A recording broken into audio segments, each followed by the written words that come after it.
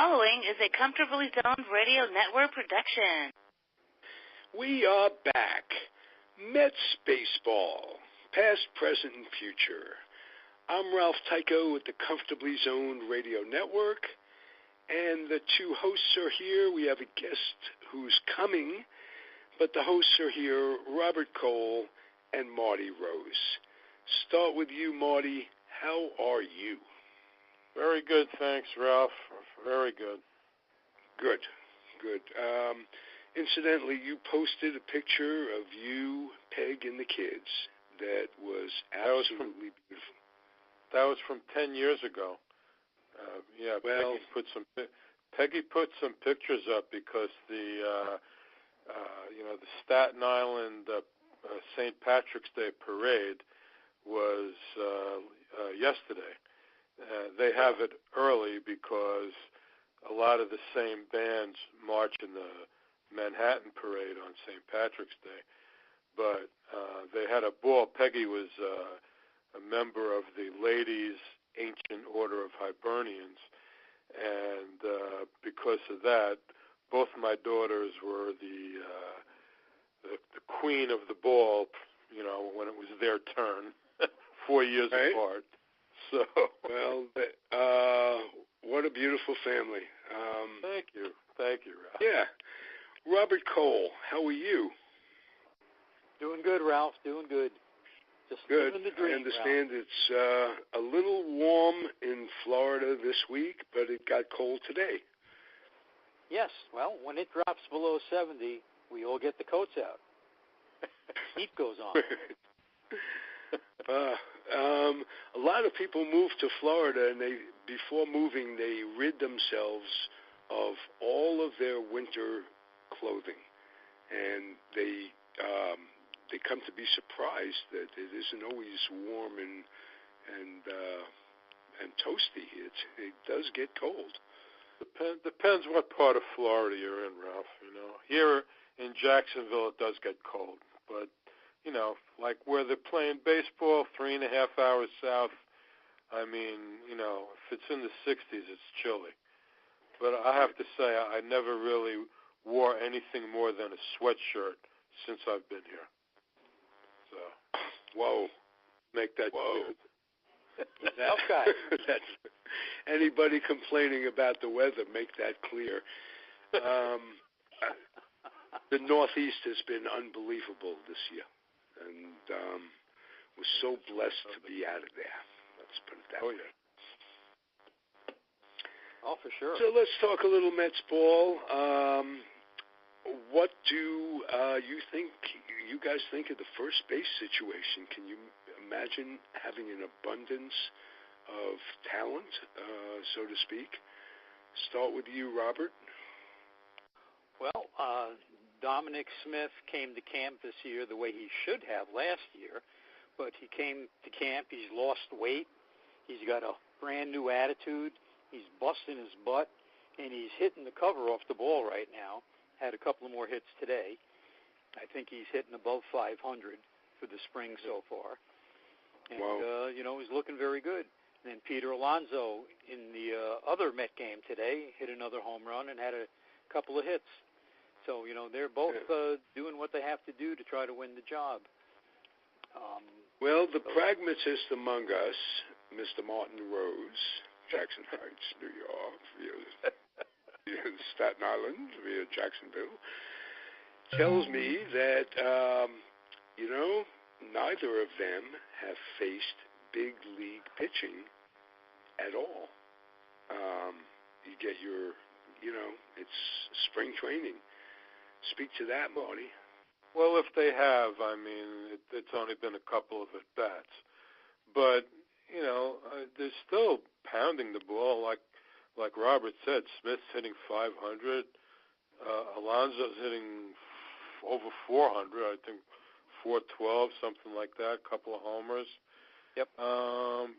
But they do have to face, big league pitching. And, these guys, these days, the big league pitchers, when they start, they're not going more than 2 innings, 3 at the most, depending on how many pitches they're throwing. And I don't know, both of these guys really have only one position. So, when you got so few bench players, guys need to be, able to play multiple positions. So I don't think they're going to keep both of them. I don't think they can keep both of them. And if, in my opinion, if they keep doing what they're doing now, I think Smith has to stay. Even though I like the right-handed bat, Smith, because of the time business, starting the clock, Smith keeps pounding the ball, then he's going to stay and Alonso's going to go. Now, that's a big factor, the starting the clock thing. And all teams have to go through this. I think it's a bit of a sham because teams are making decisions based on finances. Explain how that rule works, Robert, if you would. Okay, there's an imaginary clock that is the player is not brought up and does his service time before April 12th, I think it is, or 15th. There's some arbitrary date. And they don't bring him back to the major league team until then the clock doesn't start, and they get a whole year basically for free before the arbitration clock starts. If they start with the team right out of spring training, then the clock starts this year, and they lose a year of arbitration. The arbitration starts a year sooner. And it's happened with many, many players. Off the top of my head, it happened with Evan Longoria.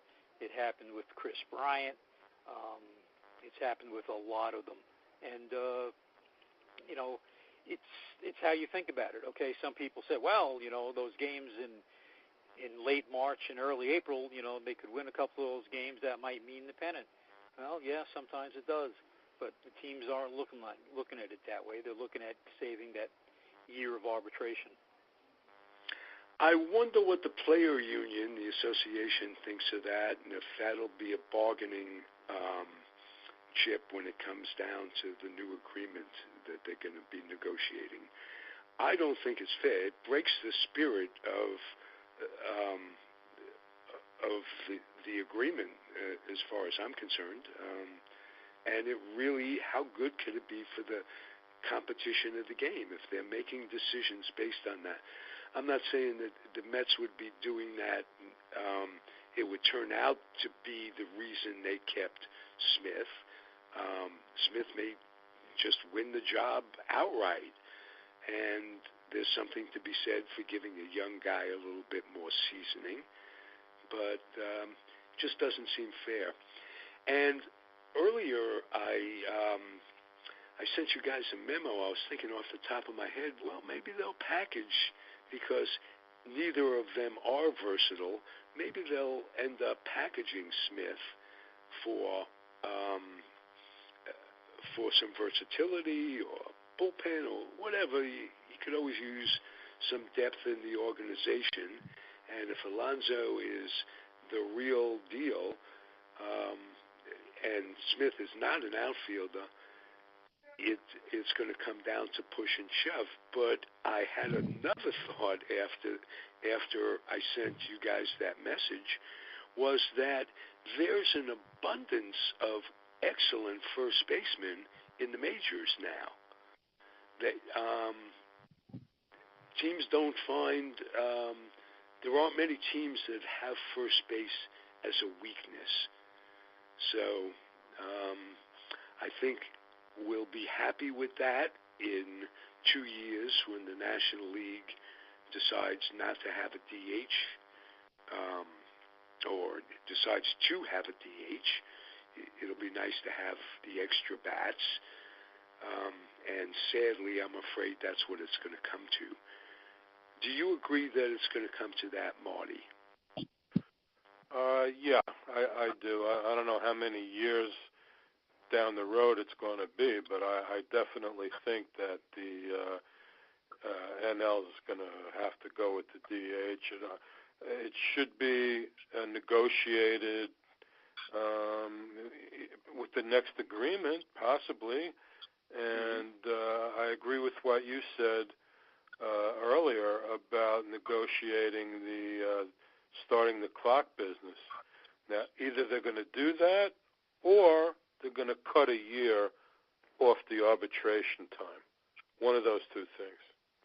Right, and I don't think they want to do that. I think teams are not anxious to face guys in arbitration or free agency. I think it'll probably come to that.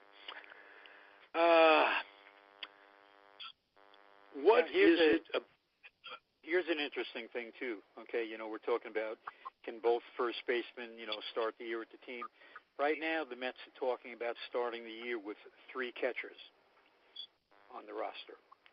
Right. Okay, they re-signed Mesoraco to a minor league deal. They have to make a decision on Mesoraco, I think a week before spring training ends. Jacob deGrom likes pitching to Mesoraco. Probably to start the season, I see Travis d'Arnaud starting the year on the new injured list. Okay, and that was mentioned today by Brody that they're not going to rush him, that he could, stay in extended spring training for a while before he rejoins the team. Right. So we're probably going to see Mesoraco as the backup catcher to Wilson Ramos. He hasn't caught yet. No, he did the other day, Marty. I think he was DH. I know he got an at-bat. He beat out he DH'd. an infield hit. But he DH'd. He was DHing. Okay. Darno DH'd. And he DH'd again today and had a couple of hits. And he's very happy with his bat right now, although it's very early. But the Mets are very concerned, with the throwing part yet. So I really don't see him starting the year, in New York with the team, especially with the cold weather. It just doesn't make sense. So, and the concern about his throwing dates back for about 3 years now. It's nothing new, healthy or not. He couldn't throw on his own. What happened? Oh, okay. Well, that's what I'm. Did our guest join us, Jerry? Thought I heard somebody. No. Okay, I blanked. What happened with Polecki? He got traded to Cleveland. Oh, yeah. Okay. Yeah. Was that for that pitcher that was almost, no, I think the pitcher I'm thinking of is a Rule 5 from Cleveland. Dowdy? Yeah, Dowdy's a Rule 5. Yeah, now, if Island and Callaway, who had been in Cleveland and had seen him and noted that he was, he had a very successful second half. If they think enough of him, I think he could be a big sleeper. Yeah, very possibly. Yeah. They have help. They have to keep him on the roster all year, or they have to offer him back. So, Right. Going to get every. Hey guys, we have to address the injury part of it. Dilson Herrera, like the third or fourth string second baseman, supposed to be a Syracuse guy, up and down guy, he got hurt the other day. This is almost going from the ridiculous to the sublime. And you can't just every year change doctors, change trainers. It has to be some organizational thing. This is just crazy. It's karma. Hey, look what happened with Brandon Nimmo. He gave himself food poisoning with his own cooking. Right. Now, that comes up... that is rated with the Jim Ray Hart thing. I remember Jim Ray Hart, with the old giant third baseman back in the 60s, slept on his eye wrong. got up and so now that's the Giants. Admittedly, not the Mets, but they've just been you can say karma, this, that, and the other thing. That there's no karma. Nobody's out. It would be good karma. The way I look at it, we got the best theme song, Meet the Mets, Greet the Mets. Shouldn't we have some karma for that? Well, how about a few years ago when Moises Alou tripped going up out of the dugout when he was with the Mets? Yes, that's a good memory of that. Absolutely. Guys just get hurt, They just get hurt. That's yeah, but got to deal with it. How many other teams have players get hoof and mouth disease like Noah last year? I mean, you got to admit, they have some novel sicknesses and getting hurt. That was a new one. The more I think, maybe it is karma. Something I did somewhere along the line. Okay, guys, injuries notwithstanding, what do you like about the way spring training is going? Start with you, Robert. Well, they've had injuries, and, they really haven't missed a beat, because of the depth that we've been talking about. Right. Wilson Ramos has looked like what we were hoping for and expected, and, what we got. Hit a big home run the other day. He also threw out a base runner, which was probably even more important. Showed off the arm. I don't think people are going to be running as much, even though they did run a little bit on Noah, I think, in his first start.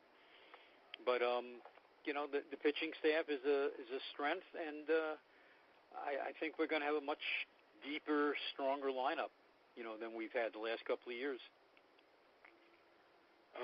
Good. Marty, impressions? Yeah, guys are hitting.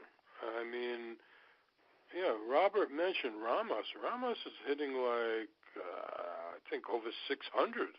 He's doing great. And another thing I noticed, that Rosario is really hitting the ball hard, and they're batting him near the top of the lineup. I like that.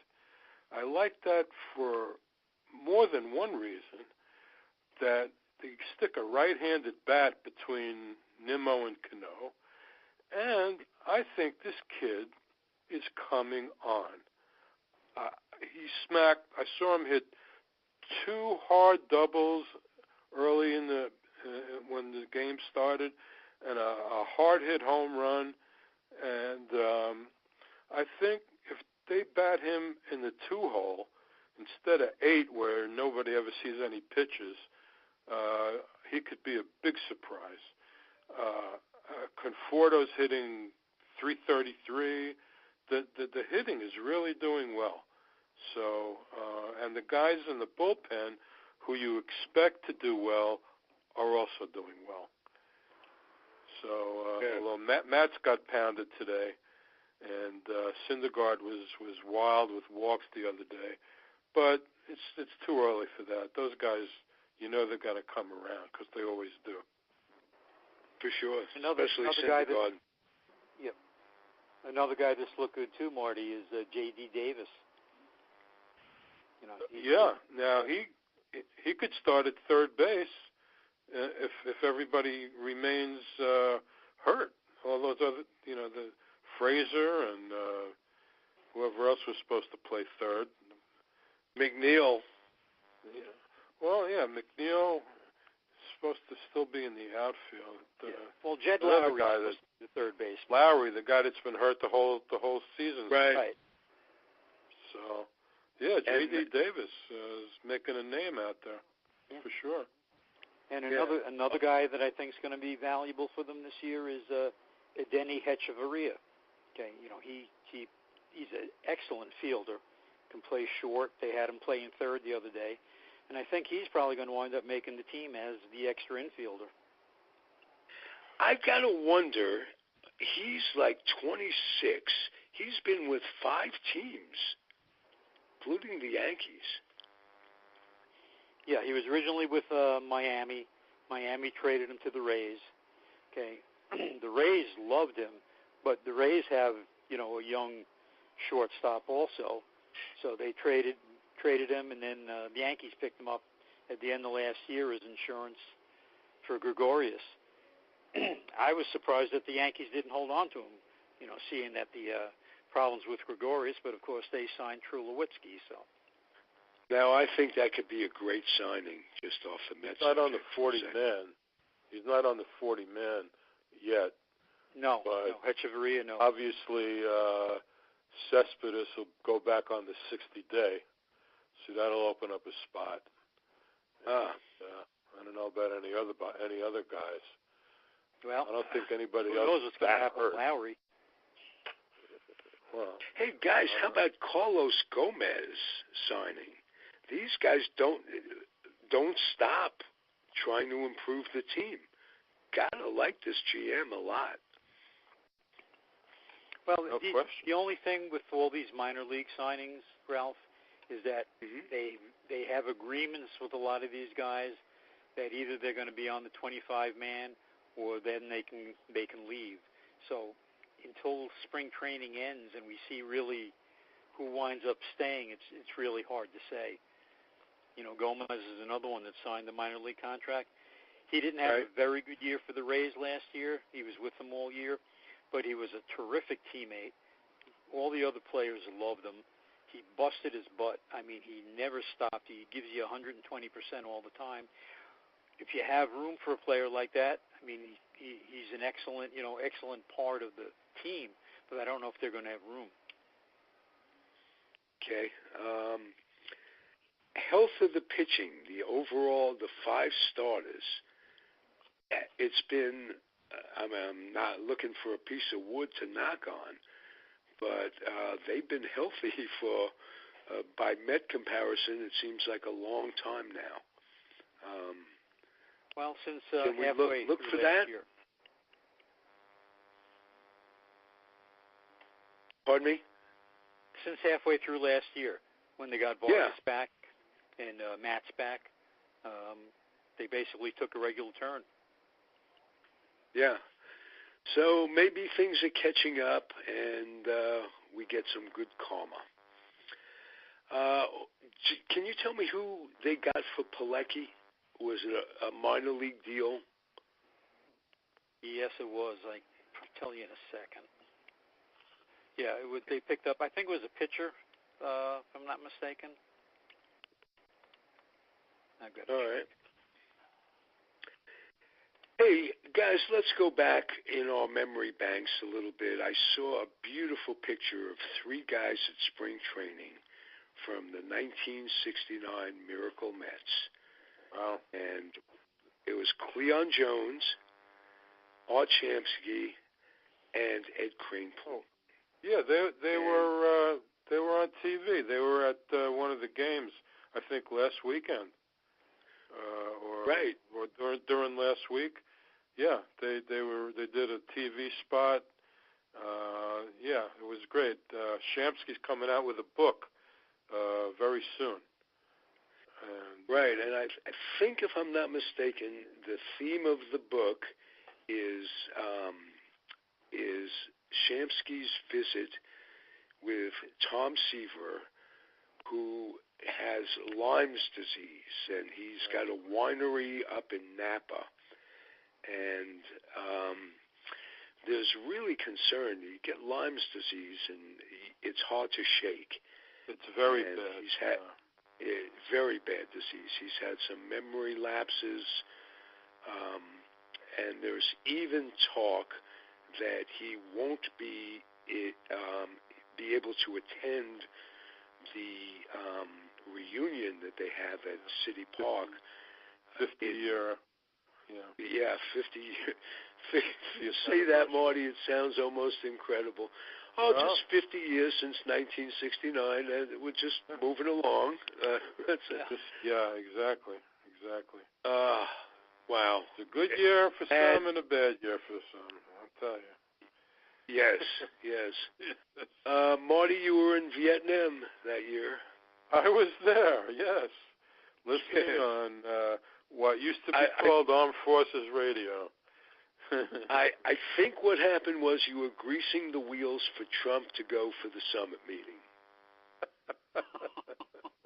Is there any truth in that whatsoever? You making it easy for the guy? Probably not. Should have given him a tour of the Hanoi Hilton. That's what they should have done.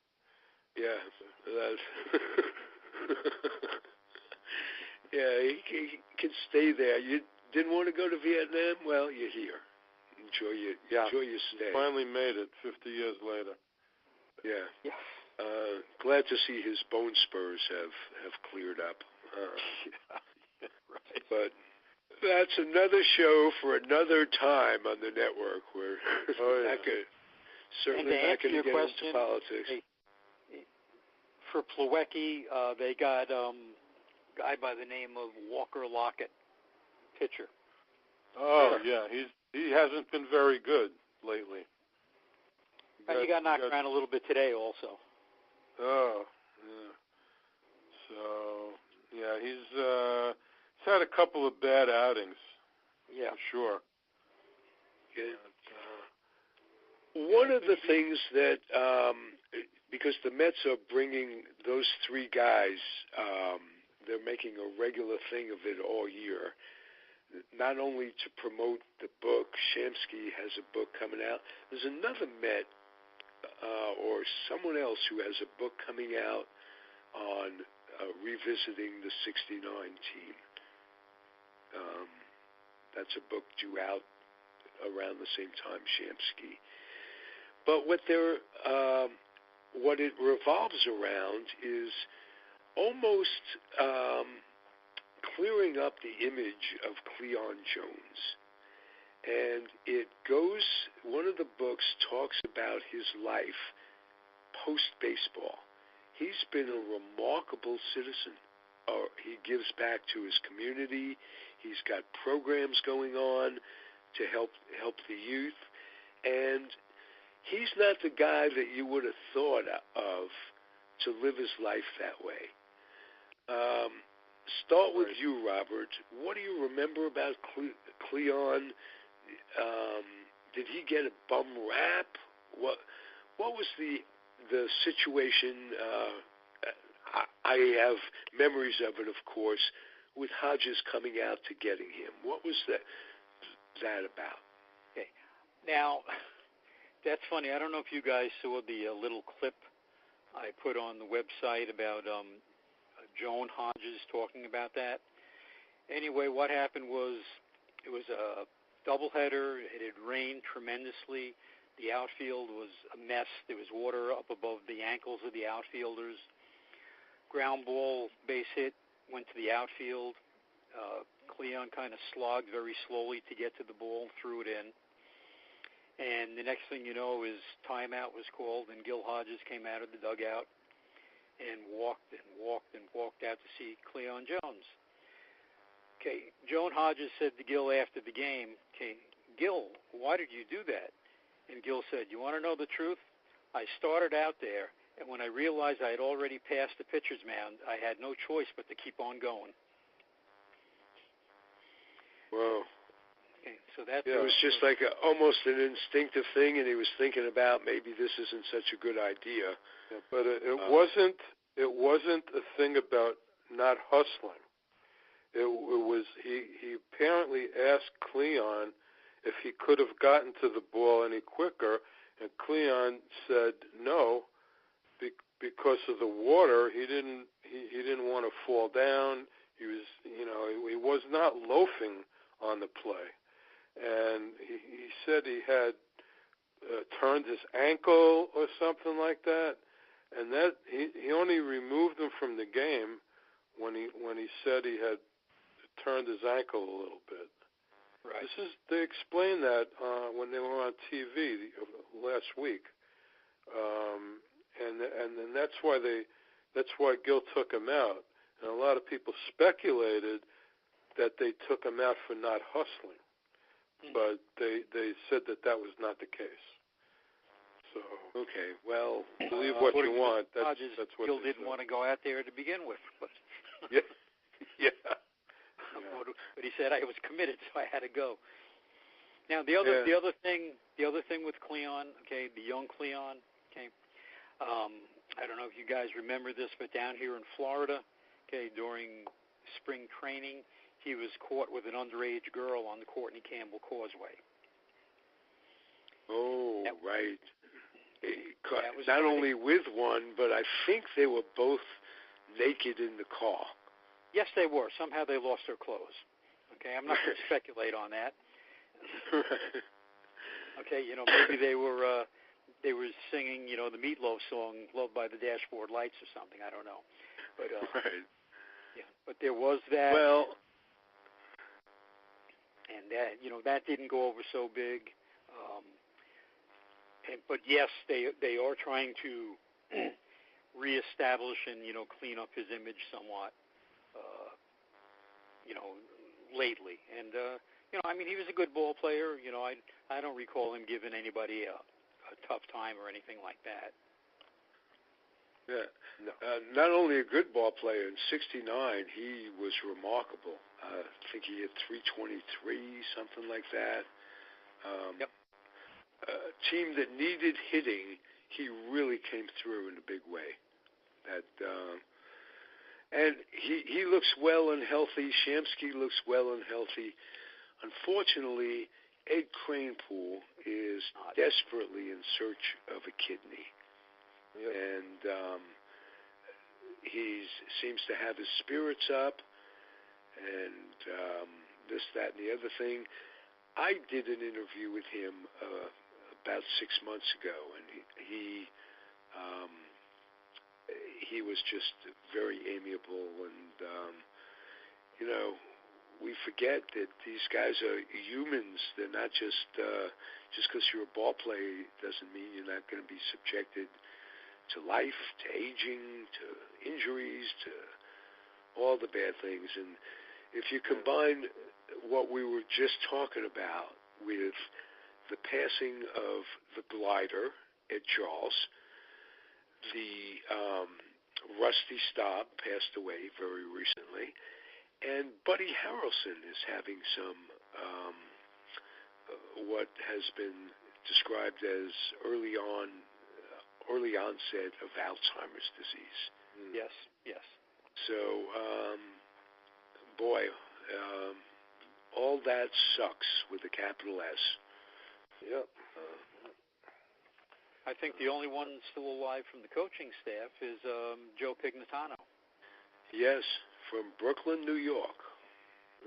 One of the few remaining living Dodgers, too, Brooklyn Dodgers. Yeah, aren't many of those, boy. And here's something. Aren't many New York Giants, no New York Giant who played in '51 is alive today except for Willie Mays. Wow. And few from the '54 team. I think all told there are 17 former New York Giants left. So, guys, take a deep breath. Yeah. Hug your loved ones. And we must remain grateful that we've escaped so far. And so far. Yep. So we live to tell about it. Also, Ralph, if we can, on a future show, this is the 50th anniversary of the '69 Mets. Also, a lot of attention is going to be brought to the Gil Hodges to the Hall of Fame movement also. And they're hoping that, with Gil getting back out there again, with the '69 Mets, that this will be a push to get him elected in 2020. So I think I'd like, in a future show, maybe we can go a little more into Oh, absolutely. And what we can do is we can have Claire Hall as a guest. And we could kind of go from the Dodgers because to the Mets. She's a Gil Hodges advocate from the Dodger days. Right. And I think she'd make a wonderful guest on his behalf. She speaks very highly of him. And I'm a convert. I, at one time, just thought that there should be a cutoff. I mean, you got the Hall of very good ball players, and There are a bunch of those that are in and shouldn't be. But I've taken from knowing Claire and Tony D'Angelo and you and Scott Russell, all these advocates for Gil. You guys have taught me a lot, and they're now considering a person's managerial career as well as their baseball career. So he should be in. Not the only one that should be in. No. Minnie Minoso is my second round choice. Minoso. I mean, we can go. Richie Allen. Right. And there's several of them, but my main one first is Gil Hodges. Also, if we talk with Claire, maybe we can get Gil's son on one time also. I would like that. I've had his daughter on a show on this network, but I've never been able to get his son. And I think the reason was after this last election, I think where Gil didn't get in, I think Gil Jr. blamed the social media in a way, whereas he was either getting too much hype or not enough hype, whatever it was. He's been reluctant, but I think that would be great. He was one of those that sat all year in the clubhouse with his dad, and I've heard interviews. His dad was the only person associated with the Mets that really believed from the start that they could do it. And I think, if not the only one, I think Jerry Grody was a believer early on. But very few people thought that they'd win it. And if you look at that World Series, what with Swoboda's catches, what with Agee's catches, these were the best catches of those guys' career. Agee made 2 great catches. Swoboda made 2. Yes. And they were beating Baltimore with Frank Robinson. And Brooks Robinson. I can remember hearing quotes from him. Who in the hell is Rod Gasper?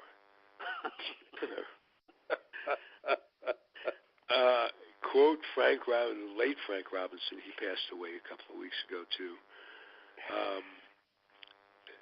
We're losing it all. We're losing all our boyhood heroes, and but no one was more surprised than Baltimore to have this team up.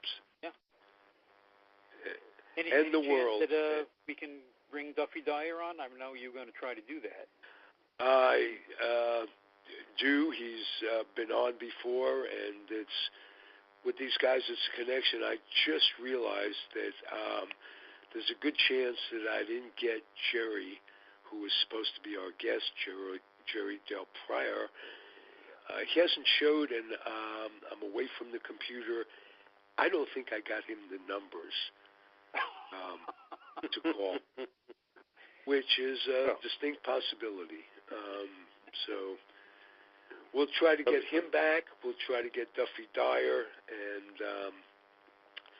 and we'll try to keep on doing what we're doing. I think we have the best Met podcast on the internet, and I know you guys are just really mavens, and I'm privileged to have you. Now, Marty and I have been talking Met baseball for 58 years. So, probably so. I can't even come up with numbers like that. But you're right. Yeah. You're right. And Robert has fit in like you've been with us for 58 years. So.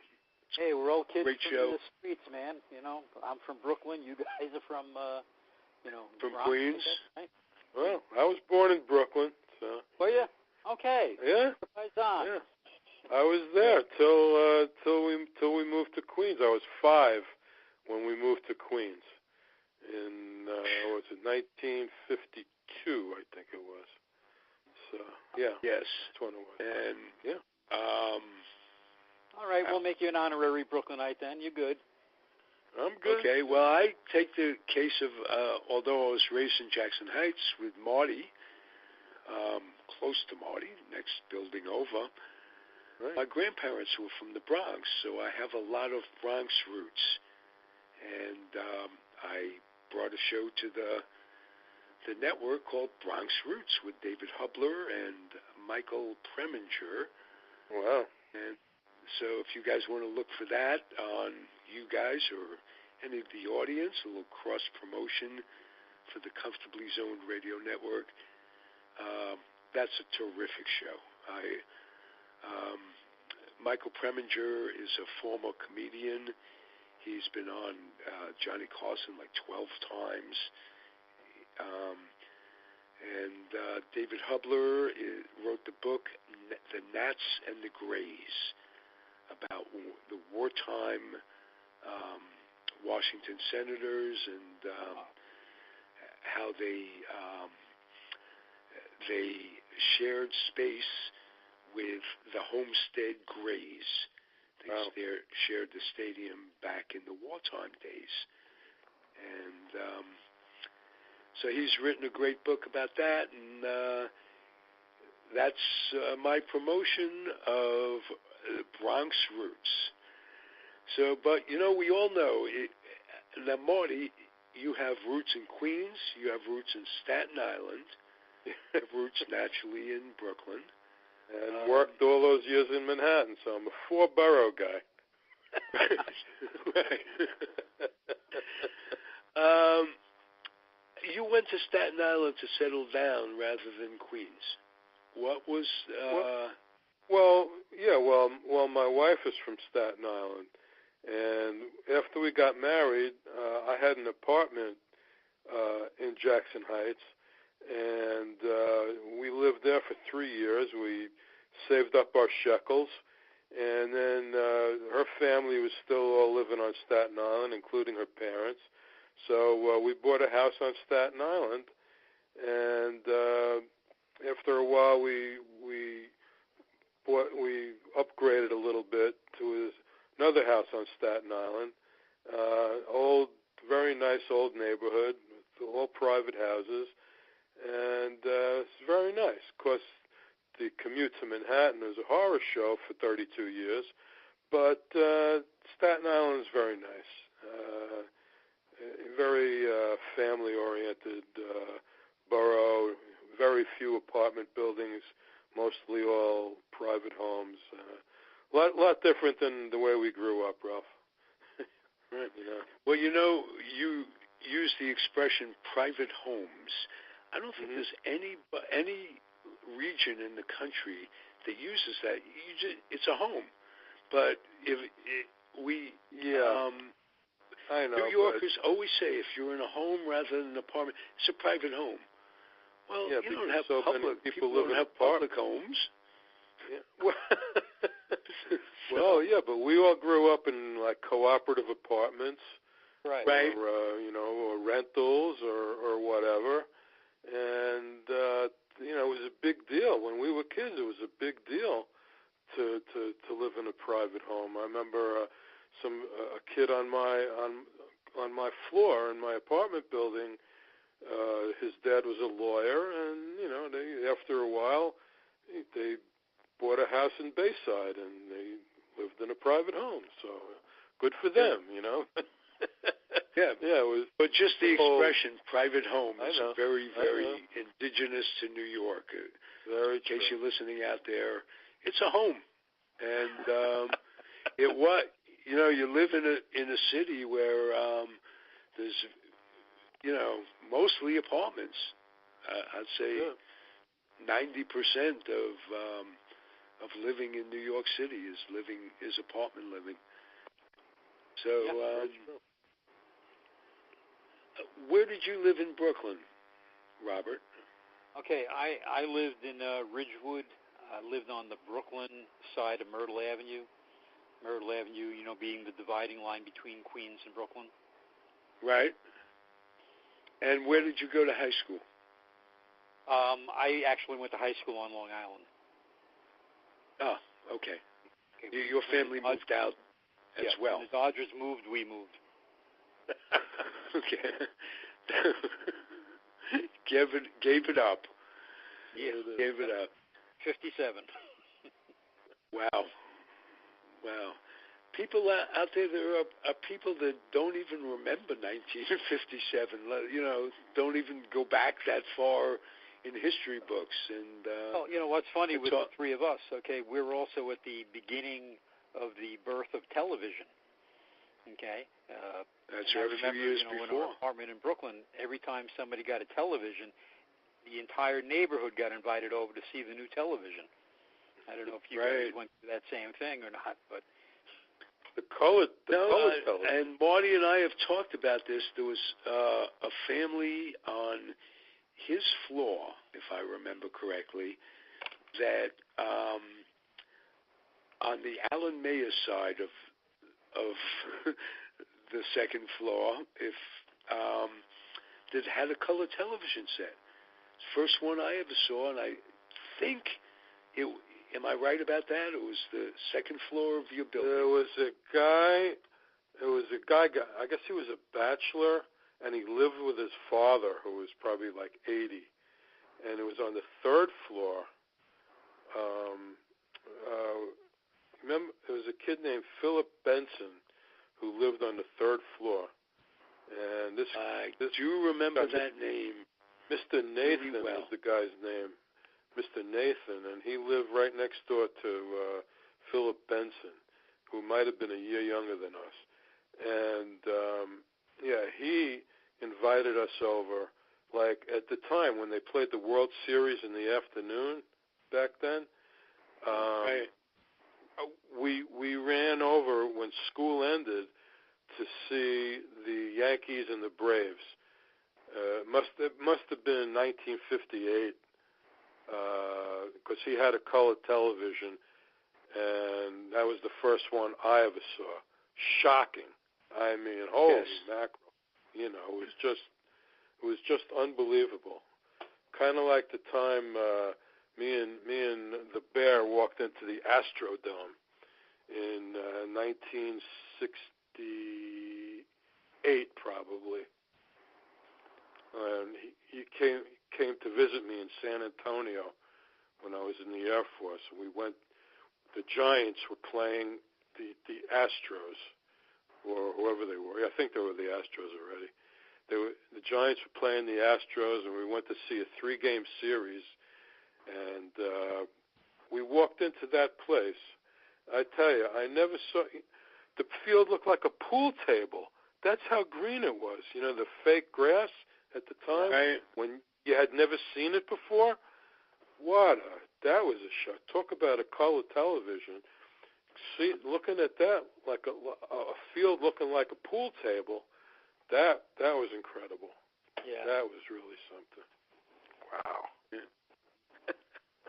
Robert, your first game. What was that about? First game I ever went to? Okay. Yeah. Okay. My first game was in 1954, Dodgers and Giants at the Polo Grounds, Saturday afternoon. Pee Wee Reese hit a home run in the top of the ninth inning to win the game. I remember Jackie Robinson running around the bases. Don Newcomb pitched. And then when I got home, my mother started screaming because my neck and my face was all swollen. I had the mumps and swollen glands. Oh, man. Wow. And she blamed my father for taking me to the game that day, and I didn't get to go to a game for a whole year because she blamed going to the game on me getting the mumps.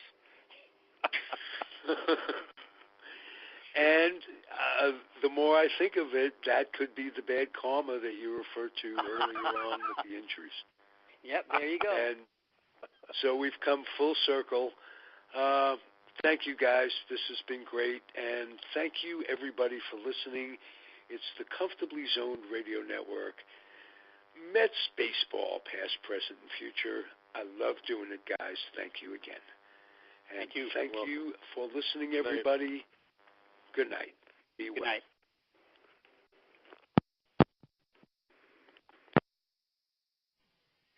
The proceeding was a Comfortably Zoned Radio Network production. Thank you for listening.